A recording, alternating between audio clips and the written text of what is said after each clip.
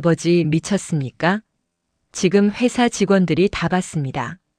준혁의 목소리가 회장실에 울려 퍼졌습니다. 괜찮아. 괜찮다고요? 재벌 회장이 길바닥에 무릎 꿇고 노점상한테 사과하는 게 괜찮아 보입니까? 윤태우는 아무 말도 하지 않았어요. 그저 창밖을 바라볼 뿐이었죠.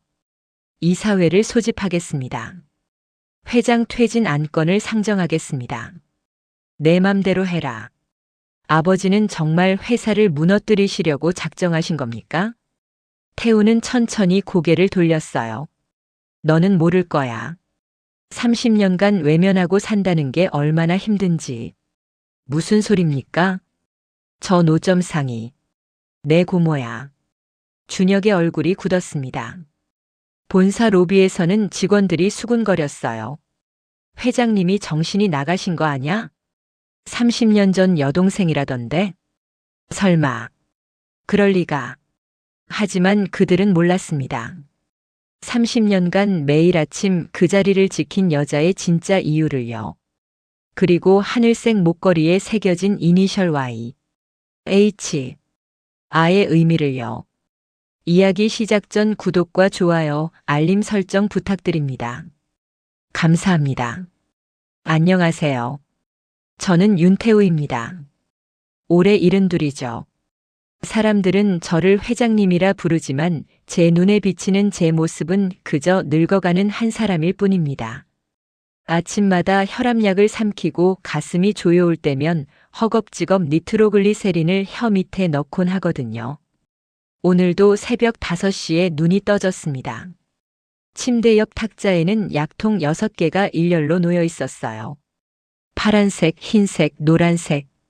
저마다 제 몸 어딘가를 지탱하는 화학물질들이었습니다.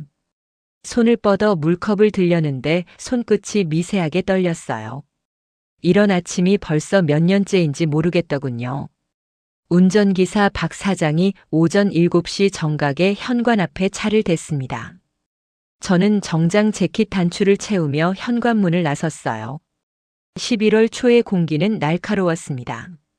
숨을 들이마실 때마다 폐 한쪽이 시렸죠.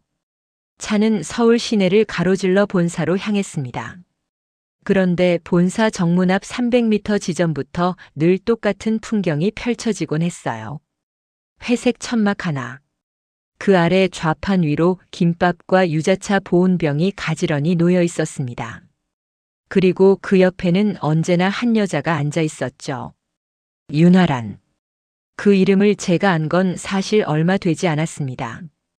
불과 석 달 전쯤 비서실장이 무심코 말했거든요. 본사 앞 노점상 단속하려다가 구청에서 확인했다고요. 상호 없이 신고된 사업자 이름이 윤아란이라고요. 그런데 저는 그 여자를 이미 30년 전부터 알고 있었습니다. 아니, 정확히는 매일 봤다는 게 맞겠네요. 매일 아침 그 자리에 있었으니까요. 비가 오나 눈이 오나 자리를 지키던 그 모습을 저는 30년간 차창 밖으로 지켜봤습니다. 하지만 단 한 번도 말을 걸어본 적이 없었어요. 처음 그 여자를 본 건 1995년 봄이었습니다. 당시 저는 42이었고 그룹 부회장 자리에 막 올랐을 때였죠. 아버지께서 세우신 이 회사를 물려받기 위해 악착같이 일하던 시절이었습니다. 그때만 해도 제겐 시간이란 게 돈이었고 사람이란 건 거래처였거든요. 그날도 차는 본사 정문 앞을 지나고 있었습니다. 그런데 문득 시선이 인도 한쪽으로 끌렸어요. 낡은 가방 하나 옆에 쪼그리고 앉아 김밥을 마는 젊은 여자가 보였습니다. 20 남짓해 보였죠. 머리는 단정하게 묶었고 손놀림은 빨랐어요. 그때부터였습니다. 매일 아침 그 자리에 그 여자가 있었어요. 여름엔 땀을 닦으며 겨울엔 손을 호호 불며 봄엔 꽃가루를 털어내며 김밥을 팔았습니다. 저는 그저 차창 밖으로 스쳐 지나갔을 뿐이지만 어느새 그 모습이 제 하루의 시작처럼 자리 잡았어요. 세월이 흘렀습니다. 회사는 커졌고 저는 회장이 되었죠.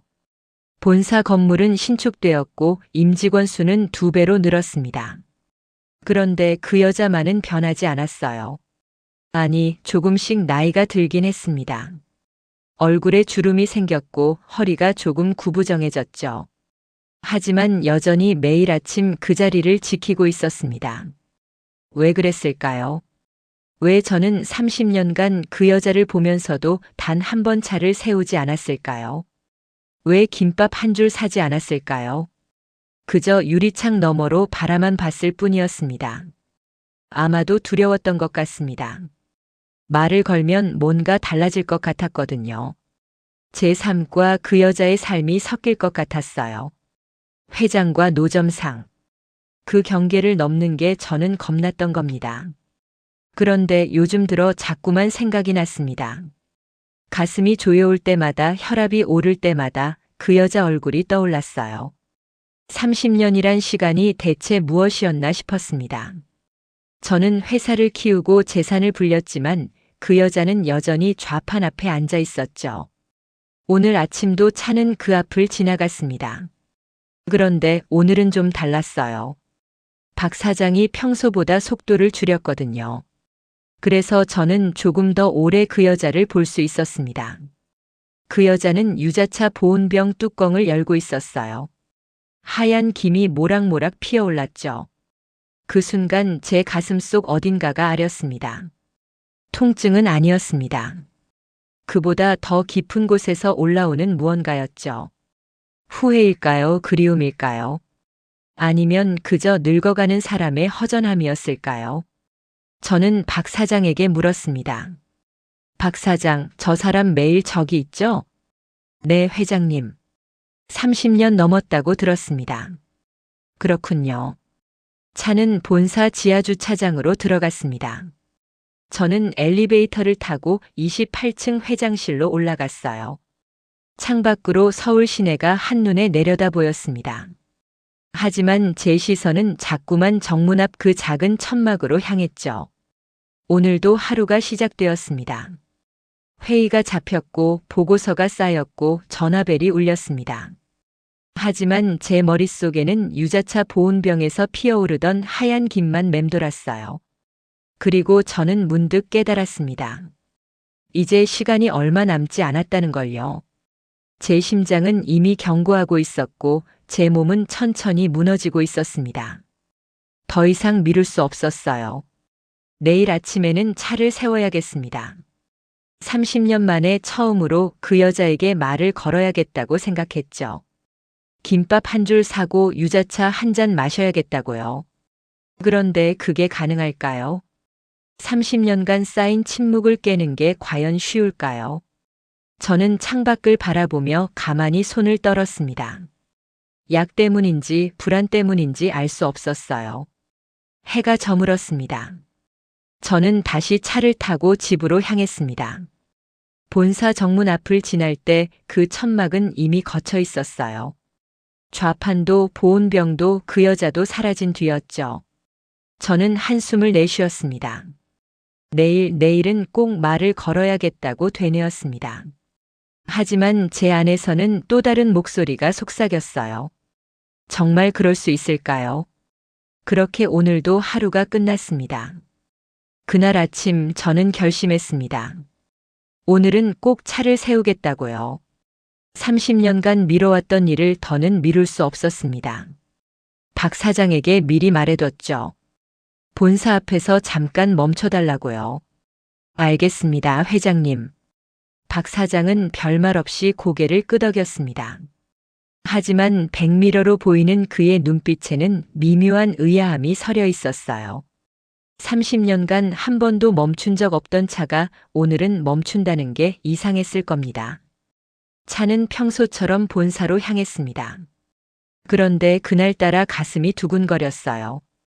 약을 먹었는데도 심장이 불규칙하게 뛰었습니다. 손바닥에는 땀이 맺혔죠. 저는 손수건을 꺼내 손을 닦으며 창밖을 바라봤습니다. 본사 정문이 보이기 시작했습니다. 300m, 200m, 100m.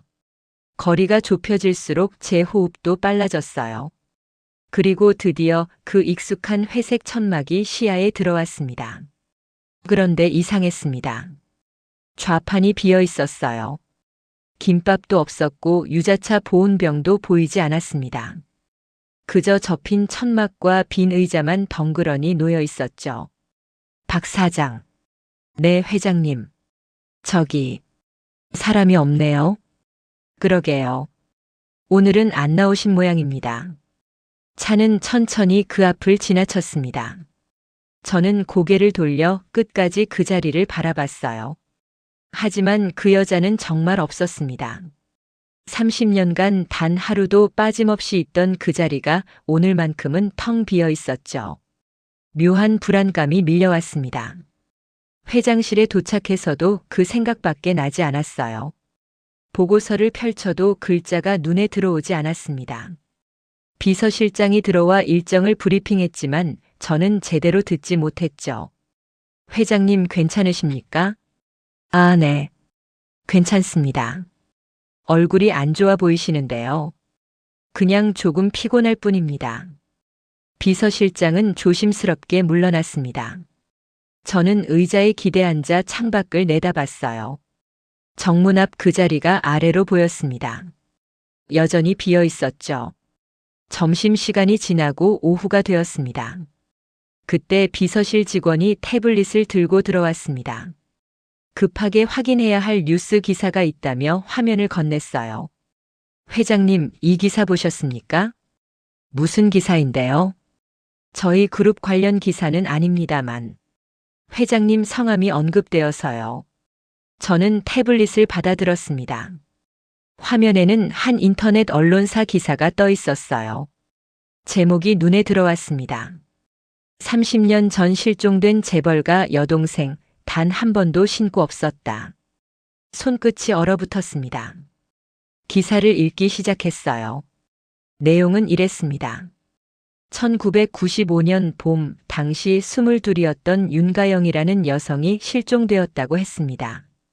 그런데 가족은 단 한 번도 실종 신고를 하지 않았다고요. 최근 한 시민단체가 미제 사건을 재조사하던 중 당시 경찰 기록을 발견했고 그 여성이 대형 그룹 윤태우 회장의 이복 여동생임을 확인했다는 내용이었습니다. 머릿속이 하얘졌습니다. 윤가영. 그 이름을 들은 지 정말 오래되었습니다. 아니, 일부러 잊으려고 했던 이름이었죠. 아버지의 두 번째 부인에게서 태어난 여동생. 저와는 20살 차이가 났습니다. 아버지가 돌아가신 후 상속 문제로 가족들과 심하게 다퉜던 그 아이. 어느 날 갑자기 집을 나가버렸고 그 뒤로 소식이 끊겼죠. 당시 저는 그저 안도했습니다. 골칫거리가 사라진 것 같았거든요. 회사 경영에만 집중하면 되었으니까요. 실종 신고. 그런 생각조차 하지 않았습니다. 아니, 하고 싶지 않았던 것 같습니다. 그런데 지금 이 기사가 그 일을 다시 끄집어내고 있었어요. 저는 기사를 끝까지 읽었습니다. 그리고 맨 아래에 첨부된 사진 한 장을 발견했죠. 1995년 당시 경찰이 촬영했다는 신분증 사진이었습니다. 흑백으로 인쇄된 낡은 사진. 하지만 그 얼굴은 선명했어요. 제 심장이 멈칫했습니다. 사진 속 여자의 눈. 그 눈빛이 너무나 익숙했습니다. 매일 아침 차창 밖으로 보던 그 눈이었어요. 30년간 지켜봤던 바로 그 눈빛이었습니다. 노점상 윤화란. 그리고 실종된 여동생 윤가영. 두 이름이 머릿속에서 충돌했습니다. 회장님? 비서실 직원이 조심스럽게 불렀습니다. 저는 화들짝 정신을 차렸어요. 이 기사, 언제 올라온 겁니까? 오늘 오전 10시경입니다. 삭제할 수 있습니까? 이미 여러 포털에 퍼진 상태입니다. 삭제 요청을 넣더라도 시간이 걸릴 것 같습니다. 저는 태블릿을 책상 위에 내려놨습니다. 손이 떨렸어요. 혹시 그럴 수 있을까요? 30년간 제가 매일 봐왔던 그 여자가 정말 제 여동생일 수 있을까요? 이름도 바꾸고 얼굴도 세월에 묻혀 알아볼 수 없게 변했지만 그 눈만은 여전히 남아 있었던 걸까요? 아니, 그럴 리 없습니다. 저는 고개를 저었어요. 그저 우연의 일치일 뿐이라고 스스로를 설득했습니다. 비슷한 눈을 가진 사람은 얼마든지 있으니까요. 하지만 가슴속 불안은 가라앉지 않았습니다. 저는 비서실장을 불렀습니다. 실장. 네, 회장님. 본사 앞 노점상 있지 않습니까? 그 사람 오늘 안 나왔던데. 아, 네. 제가 확인해 보니 오늘 아침 일찍 철수했다고 합니다. 왜 그랬습니까? 잘 모르겠습니다. 구청에서도 연락이 안 된다고 하더군요. 제 불안은 확신으로 바뀌었습니다. 기사가 올라온 시간과 그 여자가 사라진 시간. 너무 정확하게 맞아떨어졌습니다. 이건 우연이 아니었어요. 실장, 그 사람 주소 알 수 있습니까? 사업자 등록상 주소는 확인할 수 있습니다만. 지금 당장 알아봐 주십시오. 알겠습니다. 비서실장이 나간 뒤 저는 의자에 깊이 앉았습니다. 창밖으로 해가 기울고 있었어요. 본사 정문 앞 그 자리는 여전히 비어 있었습니다. 접힌 천막과 빈 의자만 남아서 바람에 흔들리고 있었죠. 30년. 제가 외면했던 30년이 이제야 저를 찾아온 것 같았습니다. 저는 주머니에서 니트로글리세린을 꺼냈어요. 가슴이 조여왔습니다. 약을 혀 밑에 넣고 눈을 감았습니다. 만약 정말 그 여자가 가영이라면, 만약 제 여동생이 30년간 제 회사 앞에서 김밥을 팔고 있었다면, 그렇다면 저는 대체 무엇을 한 겁니까? 매일 차를 타고 지나치면서도 모른 척했던 제가 단 한 번도 말을 걸지 않았던 제가 대체 무슨 짓을 한 겁니까? 전화벨이 울렸습니다. 비서실장이었어요. 회장님, 주소 확인했습니다. 어딥니까? 은평구 쪽입니다. 지금 차로 출발하시겠습니까? 저는 잠시 망설였습니다. 지금 가서 확인해야 할까요? 아니면 모른 척 넘어가야 할까요? 이미 30년을 외면했는데 지금 와서 뭘 어떻게 한다는 겁니까? 하지만 제 입은 이미 움직이고 있었습니다. 지금 갑니다. 알겠습니다. 차 준비하겠습니다. 저는 재킷을 걸치고 회장실을 나섰습니다. 엘리베이터를 타고 내려가는 동안 머릿속이 복잡했어요. 30년 전 기억들이 파편처럼 떠올랐습니다. 상속 다툼, 차갑게 식은 가족들, 그리고 홀로 짐을 싸던 22 여동생의 뒷모습. 지하 주차장에서 박 사장이 기다리고 있었습니다. 회장님, 어디로 가시겠습니까? 은평구입니다. 비서실장이 주소 알려줄 겁니다. 차는 출발했습니다. 서울 시내를 가로질러 북쪽으로 향했어요. 해는 완전히 넘어가고 있었고 가로등이 하나둘 켜지기 시작했습니다. 저는 창밖을 바라보며 생각했습니다. 만약 정말 그 여자가 가영이라면 저는 뭐라고 말해야 할까요? 30년 동안 미안했다고요? 몰랐다고요? 아니, 정말 몰랐던 걸까요? 어쩌면 저는 알고 있었는지도 모릅니다. 그저 외면하고 싶었던 것뿐이었을지도요. 차는 좁은 골목길로 들어섰습니다. 낡은 빌라들이 빼곡하게 늘어서 있었어요. 박 사장이 천천히 속도를 줄이며 번지수를 확인했습니다. 여기인 것 같습니다, 회장님. 저는 차에서 내렸습니다. 3층짜리 낡은 빌라 앞이었어요. 외벽 페인트는 벗겨져 있었고 계단은 삐걱거렸습니다. 저는 천천히 계단을 올라갔죠. 2층 문 앞에 도착했습니다. 문패에는 윤아란이라고 적혀 있었어요. 저는 초인종을 눌렀습니다. 한참을 기다렸지만 아무 대답이 없었습니다. 다시 한번 눌러봤어요. 여전히 조용했습니다. 혹시 집에 없는 걸까요? 아니면 일부러 문을 열지 않는 걸까요? 저는 문 앞에 서서 한참을 망설였습니다. 그리고 조심스럽게 입을 열었습니다. 가영아. 나야. 오빠. 목소리가 떨렸어요. 문 좀 열어줄 수 있니? 여전히 대답이 없었습니다. 하지만 저는 확신했습니다. 문 안쪽에 누군가 있다는 걸요. 숨죽이고 이 문을 바라보고 있다는 걸요. 저는 문에 이마를 기댔습니다. 그리고 작은 목소리로 말했습니다. 미안해. 30년 만에 처음 하는 말이었습니다. 그날 밤 저는 결국 문을 열지 못하고 돌아왔습니다. 하지만 한 가지는 분명해졌습니다. 이건 단순한 일이 아니라는 것. 30년간 외면했던 진실이 이제 저를 향해 돌아오고 있다는 것. 그리고 저는 더 이상 도망칠 수 없다는 것을요. 그날 밤 이후로 일주일이 지났습니다. 저는 매일 그 빌라 앞을 찾아갔어요. 하지만 문은 한 번도 열리지 않았습니다. 초인종을 눌러도 대답이 없었고 문을 두드려도 침묵뿐이었죠. 본사 앞 노점도 여전히 비어 있었습니다. 회사에서는 일이 손에 잡히지 않았어요. 보고서를 펼쳐놔도 글자가 흐려 보였고 회의 중에도 자꾸만 딴 생각이 났습니다. 임원들이 눈치를 챘는지 조심스럽게 제 안색을 살폈죠. 비서실장이 걱정스러운 목소리로 물었습니다. 회장님, 병원 가보시는 게 어떻겠습니까? 괜찮습니다. 하지만 요즘 얼굴이 괜찮다니까요.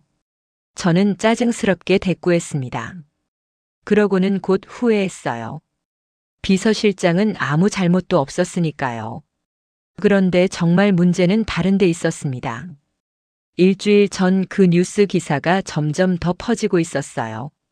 처음엔 작은 인터넷 언론사 하나였는데 이제는 주요 포털 사이트 댓글란까지 들끓고 있었습니다. 재벌이 동생 버렸다더라. 30년간 찾지도 않았다니 인간성이 의심됨. 역시 재벌은 가족도 돈으로 보나. 익명의 비난들이 쏟아졌습니다. 저는 그런 댓글들을 보며 아무 변명도 할 수 없었어요. 사실이었으니까요. 그리고 사흘째 되던 날, 홍보팀장이 급하게 회장실로 들어왔습니다. 회장님, 큰일입니다. 무슨 일입니까? 시민단체에서 기자회견을 연다고 합니다. 윤가영 씨 실종 사건을 정식으로 재조사해달라고요. 제 머리가 아찔해졌습니다. 언제입니까? 내일 오전 10시입니다. 막을 방법이 없습니까? 이미 언론사들의 보도 자료가 나갔습니다. 막기는 어려울 것 같습니다. 저는 의자에 깊이 앉았습니다. 손끝이 차가워졌어요. 그날 저녁 제 아들 윤준혁이 회장실로 찾아왔습니다. 43인 그는 부회장 직함을 달고 있었지만 실제로는 차기 승계를 앞둔 후계자였죠. 그의 표정은 굳어 있었습니다. 아버지, 왔구나. 이 사건 어떻게 하실 겁니까? 그는 단도직입적으로 물었어요. 저는 잠시 침묵했습니다. 아직 확실하지 않아. 확실하지 않다니요? 기사에 다 나와 있지 않습니까? 윤가영, 아버지 이복 여동생 맞죠? 그래. 그럼 왜 30년간 찾지 않으셨습니까? 목소리에 날이 서 있었어요. 저는 그 날카로움을 피할 수 없었습니다. 복잡한 사정이 있었다. 복잡한 사정이요? 지금 회사 주가가 떨어지고 있습니다. 언론은 우리를 물어뜯고 있고요. 이건 단순히 가족 문제가 아닙니다. 경영 위기입니다. 준혁의 말이 맞았습니다. 이미 주가는 3% 넘게 하락했어요. 기관 투자자들이 움직이기 시작했다는 보고도 들어왔죠. 그래서 내가 원하는 게 뭐냐? 해명하세요. 공식적으로. 어떻게? 당시 상황을 설명하고 찾으려 했지만 찾을 수 없었다고 말씀하시면 됩니다. 저는 고개를 저었습니다. 거짓말은 못한다. 거짓말이 아니라 해명입니다. 준혁의 목소리가 높아졌어요. 아버지, 지금이 양심 운운하실 때입니까? 회사가 흔들리고 있단 말입니다. 3만 명 직원들 생각은 안 하십니까? 알고 있다. 안다고요? 그럼 왜 아무것도 안 하십니까? 저는 준혁을 바라봤습니다. 제 아들이지만 너무 낯설게 느껴졌어요. 저 사람은 대체 언제부터 저렇게 차갑게 변했을까요? 아니, 어쩌면 제가 그렇게 키운 건지도 모르겠습니다. 준혁아. 네. 혹시 너는 본 적 없니? 뭘 말입니까? 본사암 노점상. 김밥 파는 사람. 준혁은 잠시 멈칫했어요. 그러고는 고개를 저었습니다. 신경 쓴 적 없습니다. 왜 그러십니까? 그냥 궁금해서. 아버지, 지금 그런 얘기 하실 때가 아닙니다. 내일 기자회견 어떻게 하실 건지 결정하셔야죠. 저는 대답하지 않았습니다. 준혁은 한숨을 쉬며 자리에서 일어났어요. 아버지가 결단 못 내리시면 제가 알아서 하겠습니다. 뭘 어떻게? 법무팀과 상의해서 대응 방안 마련하겠습니다. 최악의 경우 소송도 불사해야죠. 소송? 시민단체든 누구든 근거 없이 회사 명예를 훼손하면 법적 조치를 취해야 합니다. 그 말을 남기고 준혁은 나갔습니다. 저는 혼자 남았습니다. 창밖으로 서울 야경이 펼쳐져 있었어요. 무수히 많은 불빛들이 반짝였지만 저는 그 어느 것도 제대로 보이지 않았습니다. 준혁의 말이 맞을까요? 지금은 회사를 지켜야 할 때일까요? 개인적인 양심보다 3만 명 직원들의 생계가 우선일까요? 하지만 마음 한구석에서는 다른 목소리가 들렸습니다. 30년 전에도 이렇게 합리화했잖아요. 회사가 중요하다고 가족 문제는 나중에 해결하면 된다고요. 그렇게 30년이 흘렀고 여동생은 제 회사 앞에서 김밥을 팔고 있었습니다. 저는 서랍을 열었습니다. 그 안에는 일주일 전 출력해둔 신문 기사가 접혀 있었어요. 30년 전 경찰이 촬영했다는 윤가영의 신분증 사진이 있는 기사였죠. 저는 사진을 꺼내 들었습니다. 흑백 사진 속 젊은 여자. 22의 가영이었습니다. 그런데 정말 저 사람이 지금의 윤아란일까요? 30년이면 사람이 완전히 변합니다. 얼굴도 몸도 목소리도요. 혹시 제가 그냥 착각하는 건 아닐까요? 비슷한 눈을 가졌다는 이유만으로 다른 사람을 제 여동생이라고 믿고 있는 건 아닐까요? 확인할 방법이 없었습니다. DNA 검사를 하려면 본인 동의가 필요했어요. 하지만 그 여자는 문조차 열어주지 않았습니다. 억지로 확인할 수도 없었죠. 저는 비서실장을 불렀습니다. 실장. 네, 회장님. 윤화란이라는 사람 어디서 왔는지 알 수 있습니까? 조사해 보겠습니다. 이틀 뒤 비서실장이 보고서를 들고 왔습니다. 회장님, 조사 결과입니다. 저는 서류를 받아들었어요. 윤화란. 1995년 가을 서울의 한 종교단체 보호소에 수용되었다고 기록되어 있었습니다. 당시 신원불명의 여성으로 등록되었고 보호소 측에서 임의로 이름을 지어줬다고 했어요. 1997년부터 생계형 장사를 시작했고 2000년에 정식으로 사업자를 등록했습니다. 주소지는 몇 번 바뀌었지만 장사하는 위치는 30년간 똑같았어요. 저희 본사 정문 앞이었죠.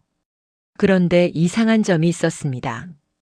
1995년 이전 기록이 전혀 없었어요.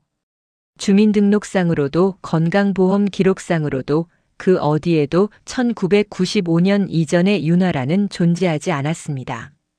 마치 1995년에 갑자기 생겨난 사람 같았어요. 실장, 이게 가능한 겁니까? 보호소 측에서 신원불명자로 처리했다면 가능합니다. 당시에는 그런 경우가 꽤 있었다고 합니다. 보호소는 어디입니까? 이미 폐쇄되었습니다. 10년 전에요. 기록은 소실되었다고 합니다. 막다른 길이었습니다. 저는 서류를 내려놓고 한참을 생각했어요. 1995년. 윤가영이 집을 나간 해. 1995년. 윤화란이 보호소에 나타난 해. 너무 정확히 일치했습니다. 하지만 입증할 방법이 없었어요. 그날 밤 저는 다시 그 빌라로 갔습니다. 이번엔 혼자였어요. 박 사장에게도 말하지 않고 제 차를 직접 몰고 갔습니다. 2층 문 앞에 섰습니다. 불은 꺼져 있었어요. 하지만 저는 알 수 있었습니다. 안에 누군가 있다는 걸요. 저는 문에 손을 얹었습니다. 가영아. 목소리가 떨렸습니다. 내가 정말 널 몰랐던 건 아니야. 어쩌면 알고 있었을지도 몰라. 그냥 외면하고 싶었던 것뿐이야. 침묵이 흘렀어요. 30년 전 내가 집을 나갈 때 말이야. 나는 사실 안도했어. 골칫거리가 사라진 것 같았거든. 회사만 생각했지 내 생각은 안 했어. 제 목소리가 갈라졌습니다. 미안해. 정말 미안해. 그때 문 안쪽에서 작은 소리가 들렸습니다. 누군가 움직이는 소리. 하지만 문은 열리지 않았어요. 대신 낮고 쉰 목소리가 문틈으로 새어나왔습니다. 돌아가세요. 여자 목소리였습니다. 전 윤가영이 아닙니다. 그냥 윤하란입니다. 회장님하고는 아무 관계도 없어요. 하지만 제발 돌아가세요. 더는 저를 찾지 마세요. 목소리는 단호했습니다. 저는 문 앞에 선 채 한참을 서 있었어요. 하지만 더 이상 할 말이 없었습니다. 천천히 계단을 내려왔습니다. 밤거리는 조용했어요. 가로등만 외롭게 빛나고 있었습니다. 저는 차에 올라탔습니다. 핸들을 잡았지만 시동을 걸지 못했어요. 그저 어둠 속에 앉아 있었습니다. 혼자. 완전히 혼자였습니다. 회사에서는 아들이 제 뜻과 상관없이 법적 대응을 준비하고 있었고, 언론은 저를 물어뜯고 있었으며 제가 찾던 사람은 저를 거부했습니다. 30년 전에도 혼자였고 지금도 혼자였습니다. 그렇게 저는 어둠 속에 홀로 남았습니다. 다음 날 아침 저는 평소보다 일찍 출근했습니다. 새벽 5시에 눈이 떠졌고 더는 잠들 수 없었어요.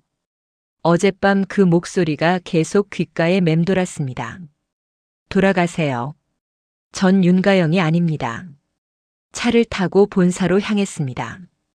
본사 정문 앞을 지날 때 습관적으로 그곳을 바라봤어요. 여전히 비어 있었습니다. 접힌 천막과 빈 의자만 바람에 흔들리고 있었죠. 회장실에 도착했습니다. 책상 위에는 아침 일찍 올라온 신문들이 놓여 있었어요. 저는 그중 한 부를 펼쳤습니다. 경제면 하단에 작은 기사가 있었습니다. 윤태우 회장 실종 여동생 논란, 주가 5% 하락. 기사는 냉정했어요. 투자자들의 우려, 시민단체의 비난, 그리고 회사 측의 침묵까지 담담하게 보도하고 있었습니다.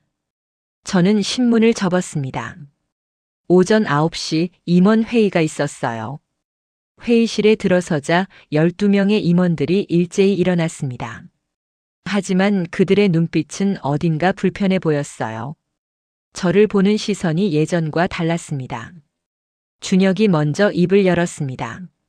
아버지, 법무팀과 상의한 결과를 보고 드리겠습니다. 말해보세요. 우선 시민단체 기자회견에 대응해 우리 측 입장문을 발표할 예정입니다. 내용은 이렇습니다. 당시 가족 내부 사정으로 연락이 끊겼으나 고의적인 유기는 아니었다는 점을 명확히 하겠습니다. 저는 고개를 저었습니다. 그건 거짓말입니다. 회의실이 조용해졌어요. 뭐라고 하셨습니까? 고의적인 유기가 맞습니다. 저는 찾지 않았어요. 준혁의 얼굴이 굳었습니다. 다른 임원들도 서로 눈치를 봤죠. 아버지, 지금 무슨 말씀을 하시는 겁니까? 사실을 말하는 겁니다. 회사가 무너지는데도요? 저는 대답하지 않았습니다. 준혁은 서류를 탁자에 던지듯 내려놨어요. 알겠습니다. 그럼 아버지는 이 자리에서 물러나셔야겠습니다. 뭐라고? 이사회를 소집하겠습니다. 회장 퇴진 안건을 상정하겠습니다. 그 말에 저는 할 말을 잃었습니다. 제 아들이 저를 쫓아내겠다는 겁니까? 제가 30년간 키워온 이 회사에서요. 준혁아, 내가 지금. 저는 이 회사를 지켜야 합니다. 아버지 개인의 과거 때문에 3만 명 직원을 위험에 빠뜨릴 순 없습니다. 준혁은 냉정했어요. 저는 그의 눈을 바라봤습니다. 제 눈이 아니었습니다. 저보다 더 차갑고 더 계산적인 눈이었죠. 회의는 그렇게 끝났습니다. 저는 회장실로 돌아왔어요. 혼자 창밖을 바라봤습니다. 그때 비서실장이 급하게 들어왔습니다. 회장님, 큰일입니다. 또 무슨 일입니까? 시청에서 불법 노점 철거 명령이 내려왔습니다.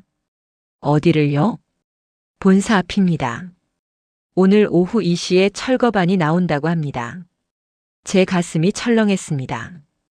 왜 갑자기? 시민단체에서 민원을 넣었다고 합니다. 재벌 회사 불법 노점을 방치하고 있다고요. 저는 눈을 감았습니다. 이건 의도된 겁니다. 시민단체가 저를 압박하기 위해 일부러 민원을 넣은 거였어요. 그 여자를 이용해서 저를 궁지로 몰아넣으려는 거였죠. 막을 수 있습니까? 어렵습니다. 이미 행정명령이 떨어진 상태입니다. 저는 시계를 봤습니다. 오전 11시였어요. 3시간 남았습니다. 점심도 먹지 않고 창가에 서 있었어요. 본사 정문 앞이 내려다 보였습니다. 오후 1시쯤 그 여자가 나타났습니다. 윤아란. 그녀는 천막을 펼치고 좌판을 꺼내기 시작했어요. 김밥을 준비하고 유자차 보온병을 놓았습니다. 모든 게 평소와 똑같았죠. 하지만 오늘은 달랐습니다. 오후 2시 정각 시청 철거반 차량이 도착했어요. 노란 조끼를 입은 직원들이 내렸습니다. 그 뒤로는 저희 회사 경비들도 나왔죠. 저는 엘리베이터를 탔습니다. 1층으로 내려갔어요. 정문을 나서자 이미 사람들이 모여 있었습니다. 철거반 직원이 확성기로 말했습니다. 불법 노점 철거 명령입니다. 지금 즉시 철수해 주시기 바랍니다. 그 여자는 좌판 앞에 앉아 있었어요. 고개를 숙인 채 움직이지 않았습니다. 다시 한번 말씀드립니다. 즉시 철수하지 않으면 강제 철거에 들어가겠습니다. 여자는 여전히 움직이지 않았어요. 경비팀장이 다가갔습니다. 저희 회사 경비였죠. 그는 여자에게 조심스럽게 말했습니다. 사장님, 이러시면 안 됩니다. 이제 그만 가셔야죠. 계속 이러시면 저희도 어쩔 수 없습니다. 그때 여자가 고개를 들었어요. 저는 그 얼굴을 똑똑히 봤습니다. 눈물이 흐르고 있었어요. 조용히 소리 없이 흐르는 눈물이었습니다. 여자는 떨리는 손으로 좌판을 끌어안았습니다. 여긴 내가 기다리던 사람 오는 자리예요. 목소리가 갈라졌어요. 제발 여기만은. 경비팀장이 난처한 표정을 지었습니다. 하지만 철거반 직원이 다가와 여자의 팔을 잡았어요. 비켜주십시오. 아니에요. 여기는 안 돼요. 여자가 울부짖었습니다. 좌판을 더 세게 껴안았어요. 온몸으로 막으려 했죠. 철거반 직원 2명이 더 다가왔습니다. 그들은 여자를 떼어내려 했어요. 저는 그 순간을 지켜봤습니다. 52살 여자가 좌판을 끌어안고 우는 모습을요. 30년간 지켜온 자리를 빼앗기는 모습을요. 그리고 저는 알았습니다. 저 여자가 누구든 가영이든 아니든 중요하지 않다는 걸요. 저 사람은 30년간 저를 기다렸습니다. 매일 아침 그 자리를 지키며 저를 봤어요. 혹시 제가 차를 세우고 내릴까 기다렸던 겁니다. 하지만 저는 30년간 단 한 번도 멈추지 않았습니다. 그리고 이제 그 자리마저 빼앗기는 겁니다. 저 때문에, 제가 만든 이 상황 때문에. 저는 앞으로 걸어갔습니다. 잠깐. 사람들이 저를 봤어요. 경비들이 놀라 자세를 고쳐 잡았습니다. 회장님, 손 떼십시오. 하지만 손 떼라고 했습니다. 제 목소리는 단호했어요. 철거반 직원이 난처한 표정으로 말했습니다. 회장님, 저희는 행정명령을 따르는 겁니다. 알고 있습니다. 하지만 이 자리는 30년간 묵인되어 온 곳입니다. 저희 회사가 허락한 거나 마찬가지죠. 그래도 명령은 명령입니다. 그럼 제가 시청에 직접 연락하겠습니다. 오늘은 일단 돌아가 주십시오. 철거반 직원은 잠시 망설이더니 고개를 끄덕였어요. 알겠습니다. 하지만 언제까지 미룰 수는 없습니다. 압니다. 사람들이 하나둘 흩어졌습니다. 저는 그 여자 앞에 섰어요. 여자는 여전히 좌판을 끌어안고 있었습니다. 고개를 숙인 채 떨고 있었죠. 저는 천천히 무릎을 꿇었습니다. 여자와 눈높이를 맞췄어요. 미안합니다. 여자가 고개를 들었습니다. 눈물로 범벅이 된 얼굴이었어요. 그 눈이 저를 똑바로 바라봤습니다. 제가 30년 늦었습니다. 제 목소리도 떨렸어요. 용서해 주십시오. 여자는 아무 말도 하지 않았습니다. 그저 눈물만 흘렸죠. 저도 눈물이 났습니다. 72 노인이 길바닥에 무릎 꿇고 우는 거였어요. 회사 직원들이 멀리서 이 모습을 지켜보고 있었습니다. 누군가는 핸드폰으로 찍고 있었죠. 하지만 상관없었습니다. 이제는 숨기고 싶지 않았어요. 부끄럽고 창피했지만 그게 맞는 것 같았습니다. 저는 여자에게 손을 내밀었습니다. 일어나십시오. 여자는 망설였어요. 한참을 그러다가 조심스럽게 제 손을 잡았습니다. 거칠고 굳은 손이었어요. 30년간 김밥을 말던 손이었죠. 저는 여자를 일으켜 세웠습니다. 그리고 다시 말했습니다. 이 자리 제가 지켜드리겠습니다. 여자가 저를 바라봤어요. 왜 그러세요? 그래야 할 것 같아서요. 하지만 저는 윤가영이든 윤화란이든 상관없습니다. 당신은 30년을 여기서 기다렸어요. 그걸로 충분합니다. 여자의 눈에서 또 눈물이 흘렀습니다. 하지만 이번엔 다른 눈물 같았어요. 저는 천천히 몸을 돌렸습니다. 회사로 돌아가는 길 직원들이 비켜서며 저를 바라봤어요. 어떤 이는 동정하는 눈빛이었고 어떤 이는 이해할 수 없다는 표정이었습니다. 엘리베이터를 타고 28층으로 올라갔습니다. 회장실 문을 여는데 준혁이 안에서 기다리고 있었어요. 아버지, 방금 뭐 하신 겁니까? 내가 본 그대로야. 미쳤습니까? 지금 회사 직원들이 다 봤습니다. 내일 기사에 다 날 겁니다. 그래도 괜찮아. 괜찮다고요? 저는 준혁을 바라봤습니다. 이제 더는 숨기고 싶지 않구나. 부끄러워도 창피해도 이게 내가 해야 할 일인 것 같아. 준혁은 한숨을 내쉬었어요. 아버지는 정말 회사를 무너뜨리시려고 작정하신 겁니까?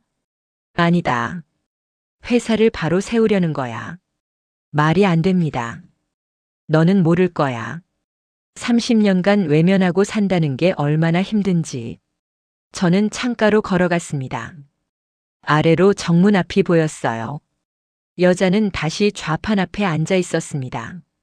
제 눈빛이 달라졌습니다. 이제는 도망치지 않을 겁니다. 30년 늦었지만 지금이라도 시작하겠습니다. 그 여자가 누구든 제가 해야 할 일을 하겠습니다. 다시 일어서겠습니다. 이번엔 제대로요. 그날 밤 저는 집에 돌아가지 않았습니다. 회장실 소파에 누워 천장을 바라봤어요. 잠은 오지 않았습니다. 아니, 잠들고 싶지 않았는지도 모르겠습니다. 눈을 감으면 자꾸 그 얼굴이 떠올랐거든요. 30년 전 그 겨울. 1995년 12월이었습니다. 당시 아버지가 갑작스럽게 돌아가셨어요. 심장마비였죠. 장례식장은 조문객들로 붐볐지만 정작 가족들은 뿔뿔이 흩어져 있었습니다. 상속 문제 때문이었어요. 아버지는 유언장을 남기지 않으셨습니다. 회사 지분과 재산을 어떻게 나눌지 명확하지 않았죠. 친척들이 모여들었고 변호사들이 오갔습니다. 그 혼란 속에 가영이 있었습니다. 22이었던 그 아이는 회의실 한 구석에 웅크리고 앉아 있었어요. 아무 말도 하지 않았습니다. 그저 바닥만 바라보고 있었죠. 저는 그때 42이었습니다. 회사를 물려받아야 했고 주식을 정리해야 했고 채권자들을 설득해야 했어요. 너무 바빴습니다. 가영에게 신경 쓸 여유가 없었죠. 아니, 사실은 신경 쓰고 싶지 않았던 것 같습니다. 가영은 아버지의 두 번째 부인에게서 태어난 아이였어요. 제 친어머니는 제가 10살 때 돌아가셨고 아버지는 5년 뒤 재혼하셨습니다. 그래서 가영과 저는 20살 차이가 났죠. 가영은 늘 제 뒤만 쫓아다녔어요. 오빠 오빠 부르며 따라다녔습니다. 하지만 저는 귀찮았어요. 회사 일로 바빴거든요. 그런데 상속회의가 끝난 후였습니다. 친척 어른 하나가 제게 말했어요. 가영이는 보호소로 보내는 게 좋겠어. 보호소요? 아직 어리잖아. 혼자 살 수도 없고 그렇다고 우리가 다 돌볼 수도 없고. 하지만 자네는 회사 경영이나 신경 써. 가영이 문제는 우리가 알아서 할게. 저는 그 말에 아무 대답도 하지 않았습니다. 며칠 후 가영이 사라졌어요. 보호소로 가기 전날 밤이었습니다. 짐을 싸놓고 혼자 집을 나갔죠. 누군가 저에게 연락했어요. 가영이 없어졌다고요. 저는 찾지 않았습니다. 차라리 잘 됐다고 생각했어요. 보호소에 가는 것보다 낫다고 알아서 잘 살겠지 생각했습니다. 하지만 그날 이후 제 잠은 편하지 않았습니다. 꿈을 꾸곤 했어요. 눈 내리는 겨울밤 혼자 짐가방을 끌고 걷는 가영의 뒷모습을요. 16살 소녀였습니다. 아니, 22이었죠. 하지만 제 기억 속에서 가영은 늘 16살로 남아 있었어요. 제가 마지막으로 제대로 본 나이였으니까요. 저는 소파에서 일어났습니다. 창밖으로 새벽이 밝아오고 있었어요. 서울 하늘이 회색빛으로 물들었습니다. 책상 서랍을 열었어요. 그 안에는 오래된 사진 한 장이 있었습니다. 30년 전 아버지 회갑 잔치 때 찍은 가족 사진이었죠. 사진 속에 어린 가영이 있었습니다. 16살이었어요. 교복을 입고 어색하게 웃고 있었습니다. 제 옆에 서 있었죠. 저는 사진을 들고 창가로 갔습니다. 아래로 본사 정문이 보였어요. 그 여자는 벌써 자리를 펴고 있었습니다. 새벽 6시였는데 벌써 나와 있었죠. 제 손이 떨렸습니다. 사진 속 16살 가영의 눈과 저 아래 52살 화란의 눈이 겹쳐 보였어요. 30년이란 시간이 그 사이를 가로막고 있었습니다. 저는 주저앉았습니다. 바닥에 털썩 앉아서 사진을 가슴에 안았어요. 72 노인이 회장실 바닥에 주저앉아 있는 모습이었습니다. 눈물이 났습니다. 30년 전 그 겨울 제가 외면했던 그 아이가 지금 저 아래서 김밥을 말고 있었습니다. 제가 버린 여동생이 30년간 제 회사 앞을 지키고 있었어요. 기다리고 있었던 겁니다. 오빠가 차를 세우고 내릴까 기다리고 있었던 거죠. 하지만 저는 30년간 단 한 번도 멈추지 않았습니다. 제 가슴이 찢어지는 것 같았어요. 니트로글리세린을 찾았지만 손이 떨려서 제대로 꺼낼 수가 없었습니다. 약통이 바닥에 굴러떨어졌죠.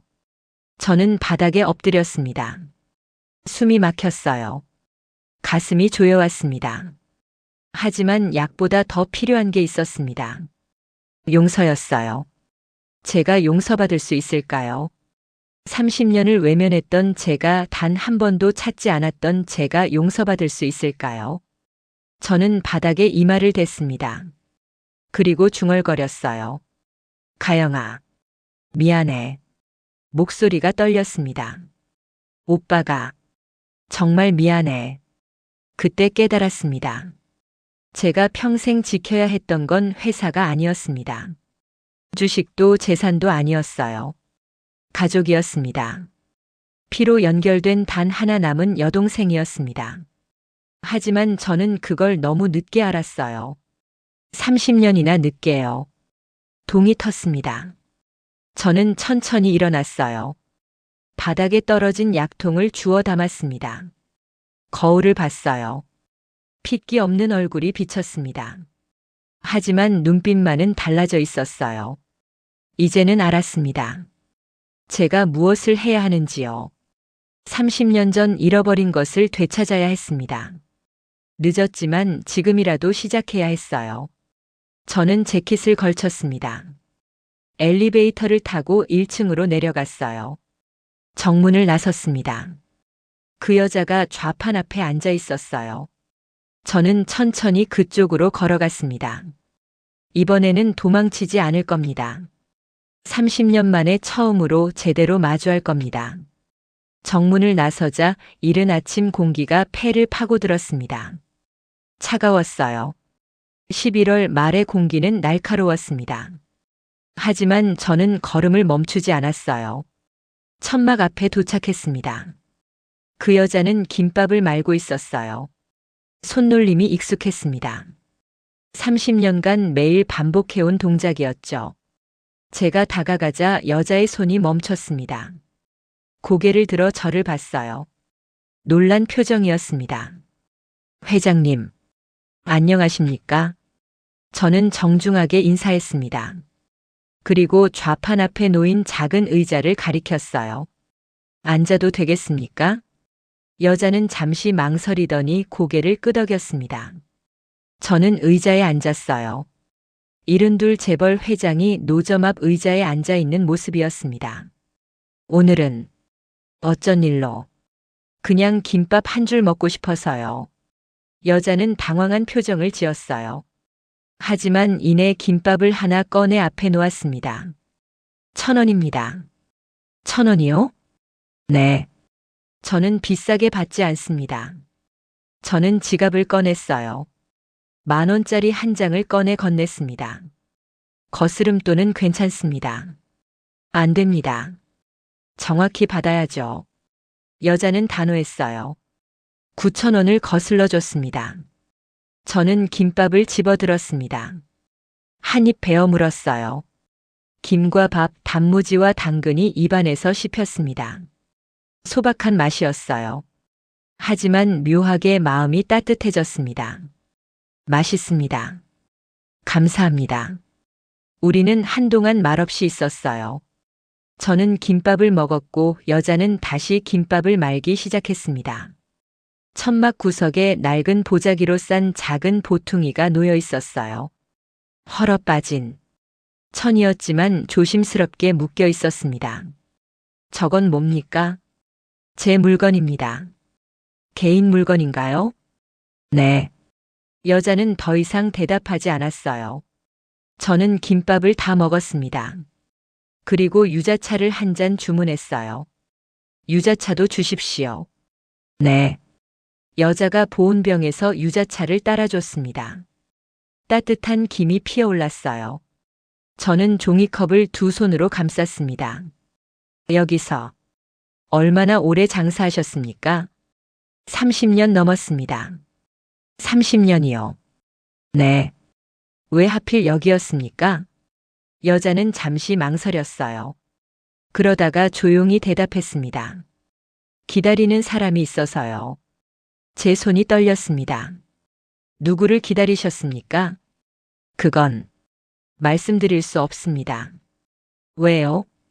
그냥 그렇습니다. 저는 유자차를 한 모금 마셨어요. 달콤하고 따뜻했습니다. 혹시 저를 아십니까? 여자가 고개를 들었어요. 회장님을 모르는 사람이 어디 있겠습니까? 그게 아니라 30년 전부터 아셨냐는 겁니다. 여자의 눈빛이 흔들렸어요. 저는 잘 모르겠습니다. 정말입니까? 네. 하지만 여자의 손이 떨리고 있었습니다. 김밥을 마는 손이 미세하게 흔들렸어요. 저는 조심스럽게 물었습니다.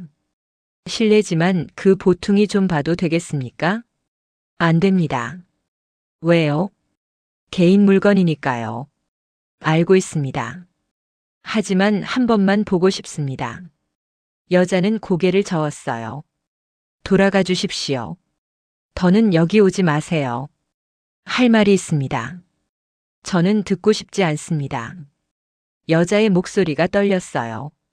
그때 갑자기 바람이 불었습니다. 세찬 바람이 천막을 흔들었어요. 좌판 위 물건들이 흔들렸고 그 보퉁이도 쓰러졌습니다. 보자기가 풀렸어요. 안에서 낡은 물건들이 쏟아져 나왔습니다.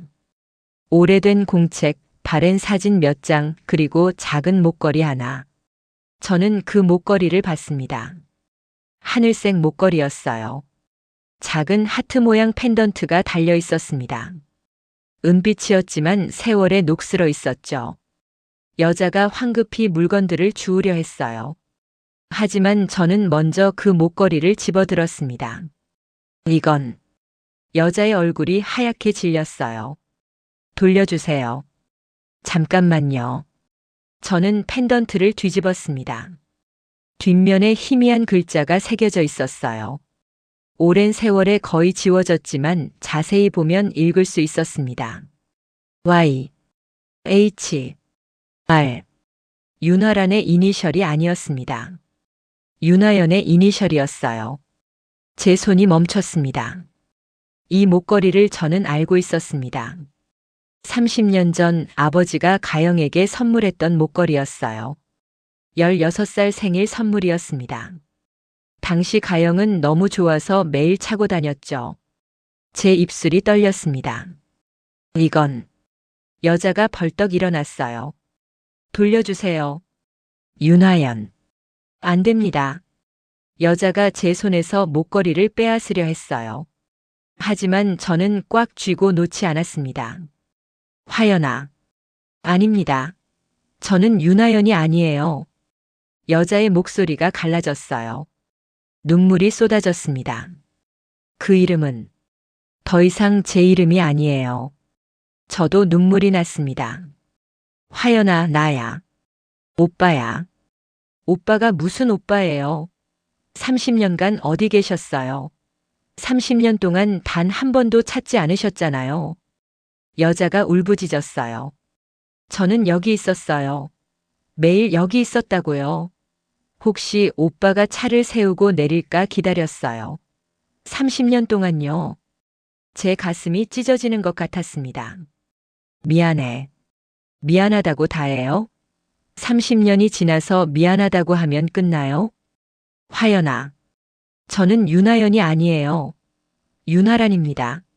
윤하연은 30년 전에 죽었어요. 여자는 좌판 앞에 주저앉았어요. 온몸을 떨며 울었습니다. 저도 무릎을 꿇었어요. 여자 앞에 무릎 꿇고 앉았습니다. 화연아. 오빠가 잘못했어. 정말 잘못했어. 늦었어요. 너무 늦었다고요. 알아. 30년 늦었어. 하지만 지금이라도. 이제는 소용없어요. 저는 이미 다른 사람이 됐어요. 윤하연은 없어요. 여자는 고개를 저었어요. 하지만 저는 포기할 수 없었습니다. 화연아, 오빠 말 좀 들어줘. 싫어요. 제발. 여자는 고개를 숙인 채 대답하지 않았어요.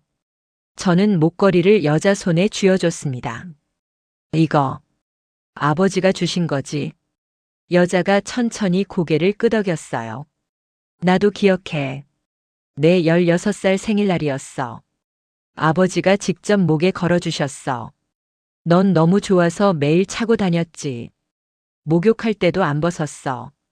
여자의 어깨가 떨렸어요. 그런데 왜 30년간 여기 있었니? 오빠가 회사 다니는 곳이잖아요. 그래서 보고 싶었어요. 그냥 얼굴이라도 보고 싶었어요. 저는 여자를 끌어안았습니다. 미안해, 화연아. 정말 미안해. 여자는 제 품에서 울었어요. 30년간 참았던 눈물을 쏟아냈습니다. 저도 울었습니다. 72 노인과 52살 여자가 노점 앞에서 서로 껴안고 울었어요.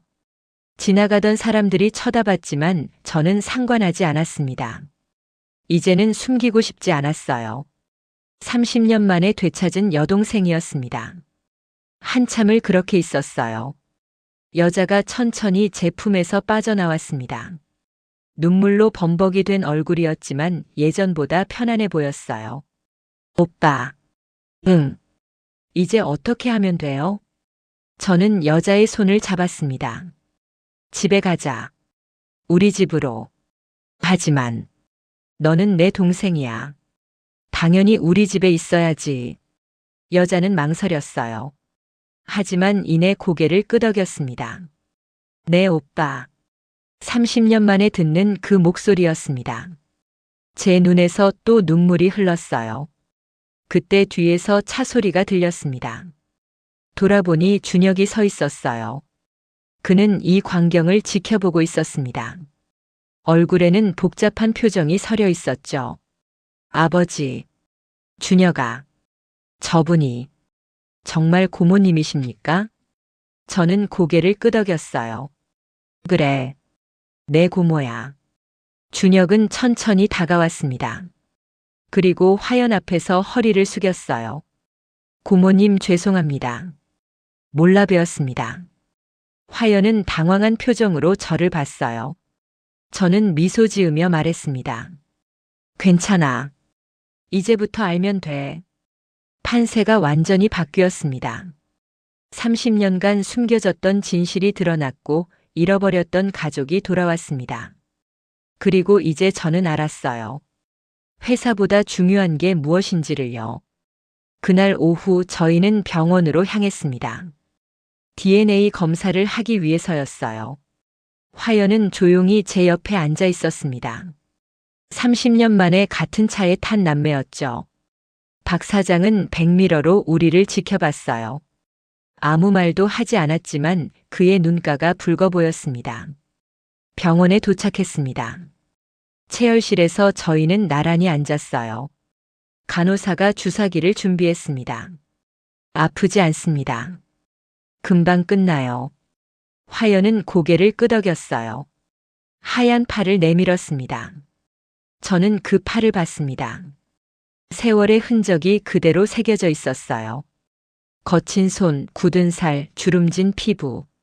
30년간 노점에서 일한 흔적이었죠.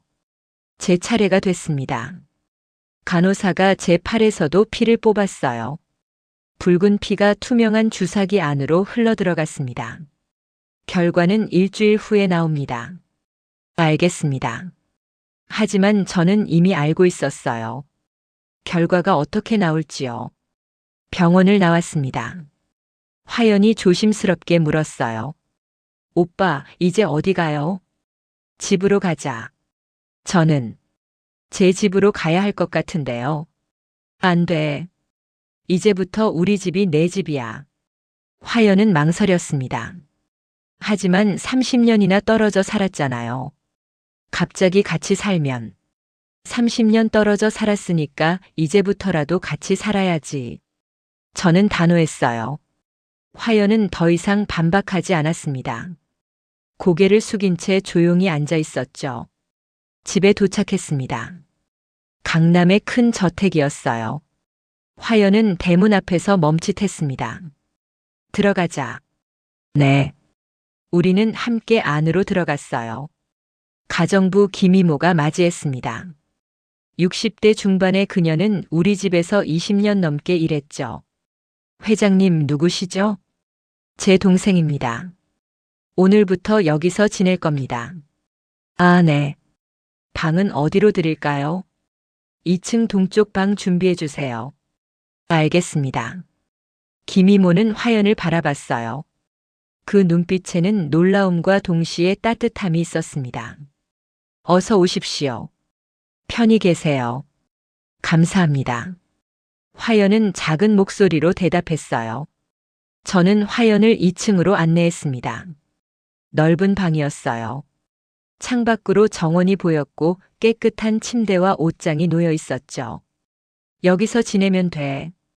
화연은 방을 둘러봤어요. 눈빛이 흔들렸습니다. 너무 넓어요. 원래 손님 방이었어. 이제부터 내 방이야. 오빠. 응? 고마워요. 저는 화연의 어깨를 가볍게 두드렸습니다. 고맙긴. 오빠가 해야 할 일을 이제야 하는 것뿐이야. 그날 저녁 저희는 함께 식사했습니다. 30년 만에 가족 식사였어요. 김이모가 차린 밥상에는 된장찌개와 생선구이, 나물이 놓여 있었습니다. 화연은 조심스럽게 숟가락을 들었어요. 맛있습니다.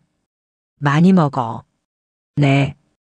우리는 말없이 밥을 먹었어요. 어색했지만 따뜻했습니다. 식사 후 저는 화연과 거실에 앉았습니다.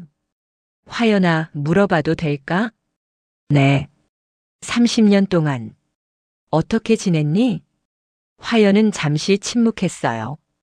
그러다가 천천히 입을 열었습니다. 처음엔 보호소에 있었어요. 보호소? 네. 친척 어른들이 저를 거기 보내려 했잖아요. 그래서 도망쳤죠. 어디로? 아무데나요. 그냥 걸었어요. 며칠을 걸었던 것 같아요. 제 가슴이 아팠습니다. 그러다가 종교단체 사람들이 저를 발견했어요. 보호소로 데려갔죠. 거기서는 어땠니? 나쁘지 않았어요.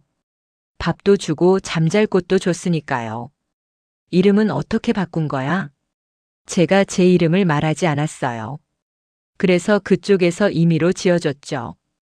윤아란이라고요. 화연의 목소리는 담담했어요. 2년쯤 있다가 나왔어요. 24살 때였죠. 그리고 일을 시작했어요. 본사 앞에서? 네. 왜 하필 거기였니? 화연은 저를 바라봤어요. 오빠가 거기서 일하잖아요.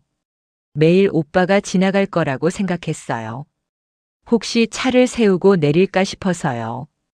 30년 동안? 네. 저는 고개를 떨구었습니다. 미안해. 이미 사과받았어요. 그래도 30년은 너무 긴 시간이야. 화연은 고개를 저었어요. 괜찮아요. 오빠가 결국 왔잖아요. 하지만 전부 잃어도 오빠는 오길 바랐어요. 그래서 이 앞에서 장사했어요. 화연의 눈에 눈물이 고였어요. 다른 건 다 괜찮았어요. 힘들어도 외로워도 그냥 오빠만 오면 된다고 생각했어요. 저도 눈물이 났습니다. 화연아, 많이 늦었다. 아니에요. 오빠가 왔으니까요. 우리는 서로를 바라봤어요. 30년간 쌓인 시간이 그 사이를 가득 메우고 있었습니다. 하지만 이제 그 시간을 조금씩 채워가면 되는 거였죠. 일주일 후 DNA 검사 결과가 나왔습니다. 99.9% 일치. 남매가 맞았어요. 저는 결과지를 들고 회사로 갔습니다. 임원 회의가 예정되어 있었거든요. 회의실에 들어서자 준혁과 임원들이 기다리고 있었어요. 결과 나왔습니다. 저는 결과지를 테이블 위에 놓았습니다. 윤화라는 제 친동생 윤화연이 맞습니다. 회의실이 조용해졌어요. 준혁이 결과지를 집어들었습니다. 찬찬히 읽더니 고개를 끄덕였어요. 알겠습니다. 이제 어떻게 하실 겁니까? 재무 담당 이사가 조심스럽게 물었어요. 공식 발표하겠습니다. 30년 전 실종된 제 여동생을 찾았다고요. 주가에 영향이 있을 것 같습니다. 상관없습니다. 하지만 이건 회사 문제가 아닙니다.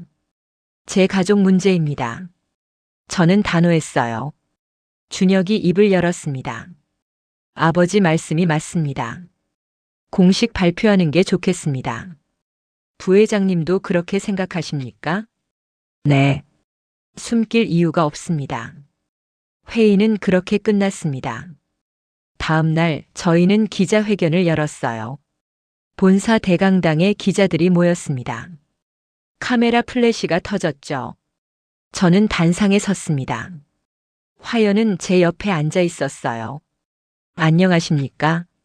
윤태우입니다. 제 목소리는 떨렸지만 분명했습니다.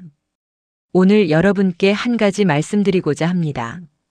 30년 전 실종되었던 제 여동생 윤화연을 찾았습니다.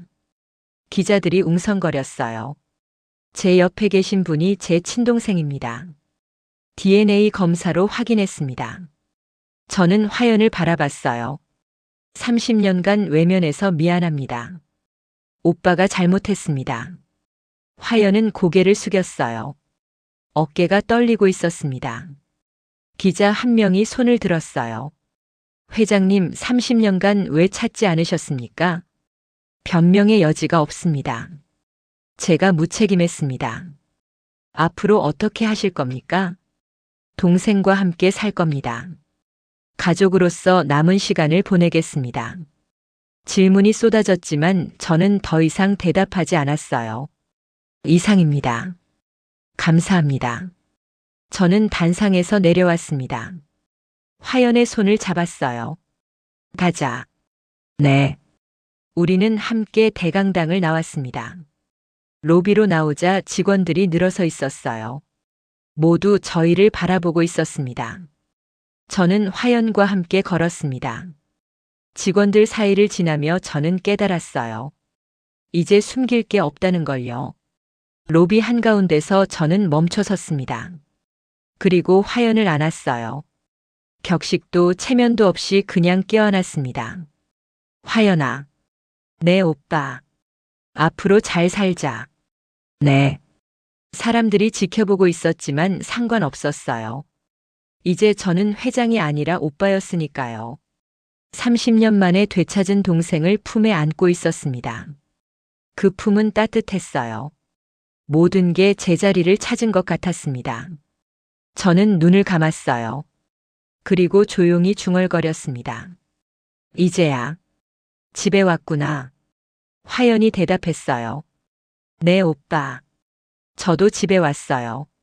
로비는 조용했습니다. 하지만 그 정적 속에는 따뜻함이 가득했죠. 30년간 잃어버렸던 것을 되찾은 순간이었습니다. 그리고 이제 저는 알았어요. 진짜 중요한 게 무엇인지를요. 회사도 돈도 명예도 아닌 바로 가족이라는 걸요. 그날 이후 저희 삶은 조금씩 변하기 시작했습니다. 3개월이 지났습니다. 저는 매일 아침 화연과 함께 식사를 했어요. 김이모가 차려준 밥상 앞에 마주 앉아 된장찌개를 먹었습니다. 소박한 아침이었어요. 하지만 30년간 그리워했던 시간이었죠. 오빠, 오늘 회사 가세요? 응. 너는? 저도 나가요. 화연은 여전히 노점을 했습니다. 회사 임원 자리도 재산 분배도 거절했어요. 그냥 예전처럼 김밥을 팔고 싶다고 했죠. 왜 그러니? 이제 편히 쉬어도 되는데. 싫어요. 그 자리가 좋아요. 힘들지 않니? 아니에요. 30년 해왔는걸요. 저는 더 이상 말리지 않았습니다. 대신 구청에 정식 허가를 받아줬어요. 이제는 불법 노점이 아니었습니다. 공식 인가를 받은 자리였죠. 본사 맞은편이었어요. 예전 자리에서 길만 건너면 되는 곳이었습니다. 더 안전하고 더 편한 자리였죠. 화연은 그곳에서 김밥을 팔았습니다. 직원들이 자주 찾아왔어요. 회장님 동생이 파는 김밥이라며 줄을 섰습니다. 고모님, 김밥 2줄 주세요. 네, 잠깐만요. 화연은 익숙한 손놀림으로 김밥을 말았어요. 젊은 직원들은 그런 화연을 신기하게 바라봤습니다. 재벌 회장의 동생이 노점에서 김밥을 파는 모습이 낯설었죠. 하지만 화연은 개의치 않았어요. 감사합니다. 맛있게 드세요. 네, 고모님. 다음에 또 올게요. 점심시간이 되면 저도 내려갔습니다. 화연의 노점 앞에 놓인 벤치에 앉았어요. 화연이 만든 도시락을 받아들었습니다. 오늘은 뭐야? 김밥이랑 유부초밥이요. 맛있겠다. 우리는 벤치에 나란히 앉아 도시락을 먹었습니다. 지나가는 사람들이 쳐다봤어요. 재벌 회장과 노점상이 함께 밥을 먹는 모습이 신기했던 거죠. 하지만 저희는 신경 쓰지 않았습니다. 화연아, 맛있다. 다행이에요. 너 요리 실력 늘었네. 30년 했으니까요. 화연이 웃었어요. 예전보다 표정이 밝아졌습니다. 30년간 얼어있던 얼굴이 조금씩 녹아내리고 있었죠. 어느 날 준혁이 찾아왔습니다. 고모, 잠깐 시간 있으세요? 응? 무슨 일이니? 드릴 말씀이 있어서요. 준혁은 화연 앞에 앉았어요. 고모, 회사 이사 자리 하나 비었는데 맡아주시면 안 될까요? 난 괜찮아. 하지만 고모도 이 회사 가족이시잖아요. 가족이라고 다 회사에 있어야 하는 건 아니야. 화연은 고개를 저었어요. 나는 여기가 좋아. 사람들 만나고 김밥 팔고. 이게 내 자리야. 준혁은 더 이상 권하지 않았습니다. 알겠습니다. 대신 필요한 게 있으면 언제든 말씀하세요. 고마워, 준혁아. 준혁은 김밥 한 줄을 사들고 갔어요. 그 모습을 보며 저는 미소 지었습니다. 어느 토요일 오후였습니다. 저는 화연과 함께 한강을 걸었어요. 따뜻한 햇살이 내리쬐고 있었습니다. 오빠. 응? 고마워요. 뭐가? 저를 찾아와 줘서요. 저는 걸음을 멈췄습니다. 화연도 멈춰 섰어요. 화연아, 늦어서 미안해. 아니에요. 왔잖아요. 30년이나 기다리게 해서. 말을 잇지 못했습니다. 목이 메었어요. 화연이 제 손을 잡았습니다. 오빠, 괜찮아요. 우리는 결국 같은 자리로 돌아왔어요. 그 말에 눈물이 났습니다. 그래. 같은 자리로 돌아왔구나. 우리는 한참을 그렇게 서 있었어요. 손을 맞잡은 채로요. 그날 밤 저는 일기를 썼습니다. 오랜만에 펜을 들었어요. 오늘 화연이와 한강을 걸었다. 30년 전에도 우리는 함께 한강을 걸었었다. 그때 화연은 어렸고 나는 바빴다. 제대로 손도 잡아주지 않았다. 하지만 오늘은 달랐다. 우리는 천천히 걸으며 손을 맞잡았다. 30년이 늦었지만 지금이라도 이렇게 함께 있어서 감사하다. 저는 펜을 내려놓았습니다.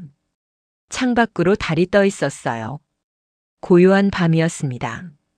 다음 날 아침 화연이 먼저 일어났습니다.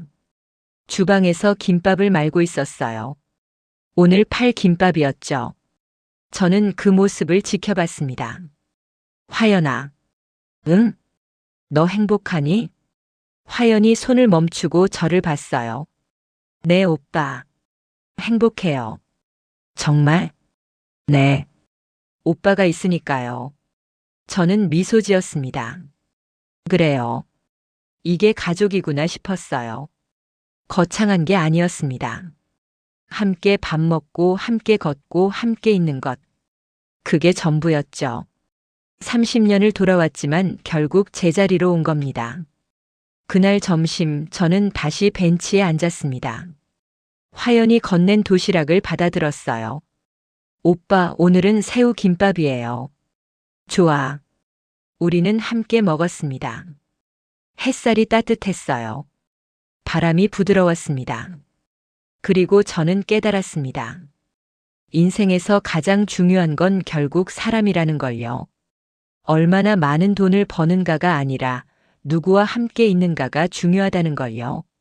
30년이 늦었지만 저는 이제 압니다. 진짜 행복이 무엇인지를요. 화연의 김밥은 회사에서 전설이 되었습니다. 사람들은 줄을 서서 기다렸고 화연은 늘 웃으며 김밥을 말았어요. 그리고 저는 매일 그 옆 벤치에 앉아 화연을 지켜봤습니다. 30년간 놓쳤던 시간을 되돌릴 수는 없었어요. 하지만 앞으로의 시간을 함께할 수는 있었습니다. 그걸로 충분했어요. 저는 화연의 손을 잡았습니다. 화연아, 앞으로도 잘 부탁해. 네, 오빠. 저도요. 우리는 웃었습니다. 30년 만에 되찾은 웃음이었어요. 그리고 이 웃음은 앞으로도 계속될 겁니다. 우리가 함께 있는 한요. 그럼 오늘 이야기는 여기까지입니다. 당신이 지금 힘든 순간에 있다면 이 이야기가 작은 위로가 되었으면 좋겠습니다. 영상을 시청해주신 모든 분들 진심으로 감사드립니다. 저는 AI 나레이션 이시현이었습니다. 구독과 좋아요, 알림 설정 부탁드립니다.